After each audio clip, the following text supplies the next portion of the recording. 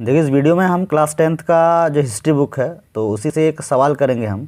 और ये चैप्टर है आपका भारत में राष्ट्रवाद का उदय। ठीक है, तो देखिए सवाल है हमारे इस प्रकार से, असहयोग आंदोलन में भारतीयों द्वारा अपनाए गए विभिन्न तरीकों का उल्लेख करें। ठीक है, तो आप आंसर करेंगे, असहयोग आंदोलन में विभिन्न वर्ग व समूहों ने भाग लिया था तथा उनके अपने अपने तरीके थे, जिसका विवरण इस प्रकार है। तो पहला नंबर पॉइंट देखिए, एक्चुअली क्या है ना, असहयोग आंदोलन जब चला तो अलग अलग वर्ग, कोई शिक्षित मध्यम वर्ग से था, तो कोई व्यापारी वर्ग था, तो कोई बागान मजदूर था, किसान था, ऐसे बहुत सारे जो वर्ग थे, बहुत सारे समूह थे, उन्होंने भाग लिया था। और हर वर्ग ने अपना ना उसका अलग अलग मतलब निकाला था। तो उसका इस रीजन से भी क्या है ना, असहयोग आंदोलन बाद में असफल रहा। तो आपको यहाँ पे पूछा जा रहा है कि जो तरीका अपनाया गया था विभिन्न वर्गों के द्वारा, वो कैसा कैसा तरीका था, ये पूछ रहा है आपको। तो पहला नंबर पॉइंट देखिए क्या है, शिक्षित मध्यम वर्ग का तरीका। यह वर्ग मुख्य रूप से नौकरी करता था, जो अपने पद से त्यागपत्र दे दिए, जैसे शिक्षक, वकील आदि। तो ये सारे लोग शिक्षित मध्य वर्ग में आते थे और इन्होंने असहयोग आंदोलन के दौरान अपने पद से त्यागपत्र दे दिया। तो ये इनका तरीका था। नेक्स्ट देखिए, व्यापारी वर्ग का तरीका। यह वर्ग विदेशी व्यापार में पैसा लगाने से इनकार कर दिया, अतः देश में खादी का प्रचलन और उत्पादन बढ़ गया।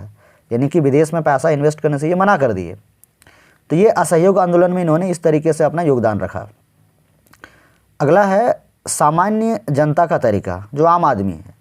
ये लोग क्या किए कि विदेशी वस्तुओं का बहिष्कार किया इन्होंने और विदेशी कपड़ों को होली जलाई इन्होंने। तो ये सामान्य जनता का तरीका था, असहयोग आंदोलन में भाग लेकर इन्होंने अपनी भागीदारी सुनिश्चित इस तरीके से उन्होंने करा।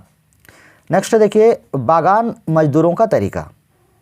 बागान मजदूर क्या होता है ना, जो बहुत बड़े क्षेत्रों में जो खेती वगैरह की जाती है, जैसे कि चाय वगैरह की, तो वहाँ पर जो मजदूर थे उनका तरीका क्या था। देखिए, यह वर्ग इनलैंड इमिग्रेशन एक्ट 1859 का उल्लंघन किया, बागानों से घर की ओर बिना इजाज़त के जाने लगे।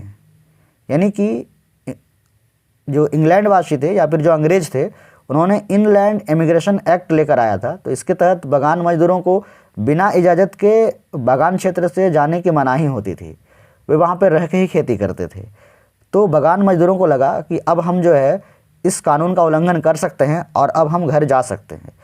तो वो इस तरह का उल्लंघन करके वो असहयोग आंदोलन में अपनी भागीदारी सुनिश्चित करा उन्होंने। नेक्स्ट देखिए, किसानों का तरीका। किसान वर्ग गांव में जमींदारों को धोबी नाई सुविधाओं से वंचित करने के लिए पंचायतों ने धोबी नाई का फैसला किया। यानी कि किसान वर्ग क्या किए, गांव में जमींदारों को धोबी नाई की व्यवस्था ना देने का निर्णय लिया और इस तरह से उन्होंने असहयोग आंदोलन में अपनी भागीदारी की। नेक्स्ट है, आंध्र प्रदेश के गुडेम पहाड़ियों में आदिवासियों का तरीका।